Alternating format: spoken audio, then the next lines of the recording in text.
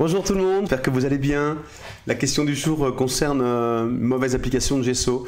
Mais avant d'y répondre, je veux vous dire que maintenant les vidéos sont publiées sur lavidartiste.fr, notre nouveau site gratuit, un site qui va changer notre vie, à nous les artistes, ok? Voilà, et donc maintenant on y va. Question n'est pas signée, mais le sujet est le suivant. Salut Fred, j'ai un petit problème avec la toile que je suis en train de peindre. Je m'étais pressé sur le gesso qui a donc craquelé sur une partie de mon tableau. Alors, j'essaie de comprendre, je m'étais pressé, peut-être que ça veut dire que tu n'as pas attendu qu'il sèche ou tu en as trop mis. On va voir après. J'ai quand même continué à peindre parce que j'avais pas forcément envie de racheter une toile. Ça, je comprends bien. Enfin bref, je me demandais comment on pouvait arranger ça. J'ai essayé de poncer la zone, mais ça reste encore visible en laissant une petite surélévation et une fissure. Je me demandais si c'était possible de recouvrir la zone avec du gesso pour aplanir le tout et repeindre par-dessus, en sachant que j'avais déjà mis de la peinture à l'huile sur la zone en question, donc pas sèche à 100%. Merci beaucoup. Bon, on va essayer d'interpréter le truc. J'imagine que tu as mis... pour que ça craquelle, tu vois, ça doit pas être un manque de gesso, mais plutôt trop de gesso. Je vous l'ai déjà dit, hein, le gesso s'applique pas en épaisseur, assez rarement en épaisseur. Il y a des fortes risques que ça craquelle. Ça peut faire des beaux effets, mais ils sont absolument incontrôlables. Donc c'est pas du tout prévu, c'est pas du tout recommandé. Voilà, si vous voulez faire de l'épaisseur, c'est du modeling paste qu'on utilise ou alors du gel, des couches fines et successives pour préparer pour préparer sa surface de travail de peinture. Donc là tu dis que tu t'étais pressé, bon imaginons que tu en as trop mis, que ça a assez craquelé et tu as commencé à peindre dessus. Alors tu as commencé à peindre à l'huile. Bon, de toute façon, tu n'es pas satisfait du résultat, donc cet endroit-là, il faut le nettoyer. Tu le nettoies à la térébenthine, tu enlèves l'huile. J'espère que c'est pas une surface comme ça. Hein.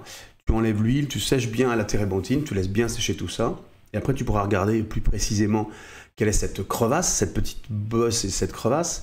Ce qui m'inquiète, c'est que tu as quand même poncé ce que je t'aurais dit de faire. Tu as poncé, abrasé, il reste quand même ce truc-là. Pour combler, si la crevasse est fine, tu le fais avec du gesso, effectivement. Si la crevasse est importante, on va revenir au même sujet. Hein. Le gesso n'est pas, c'est pas un enduit de remouchage, si tu veux. Hein. Ça peut marcher sur des petites fissures, sur des grosses fissures. Il faut plutôt prendre du modeling paste qui est prévu pour ça, qui a plus de souplesse. Donc ça, il faut combler effectivement le truc. Si tu as un dénivelé, il faut l'aplanir et puis effectivement peut-être étendre la zone pour qu'il y ait moins de différence à cet endroit-là. Et puis après tu recommences, mais tu recommences en repassant du gesso, cette fois-ci.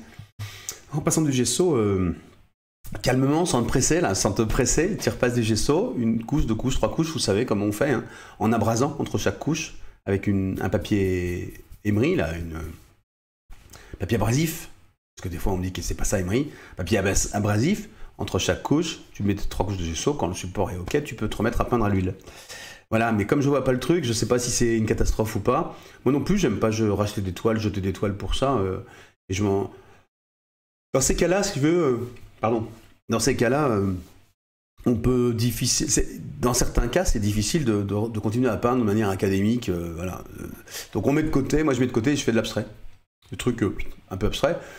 Voilà. Ou pire, je découpe les morceaux, vous savez, je fais des fonds, je découpe et je les recolle. Enfin, bref. Tu fais des trucs avec, voilà. Mais il faut pas jeter, il faut jamais jeter. Il y a toujours, en plus des bonnes vibrations là-dedans, il faut pas jeter. J'espère que je t'ai répondu. Il n'y a rien de catastrophique. Alors la craquelure, c'est quand même pas rassurant. J'espère que ça vient pas du support de la toile qui est pas de bonne qualité. Bon. Sinon, donc, petite craquelure, gesso, grosse craquelure, plutôt modeling paste, tu couvres, tu ponces, t'abrases, tu remets ton après, et puis tu peux recommencer à bosser. Voilà. Bonne journée. Salut, à bientôt. Ciao.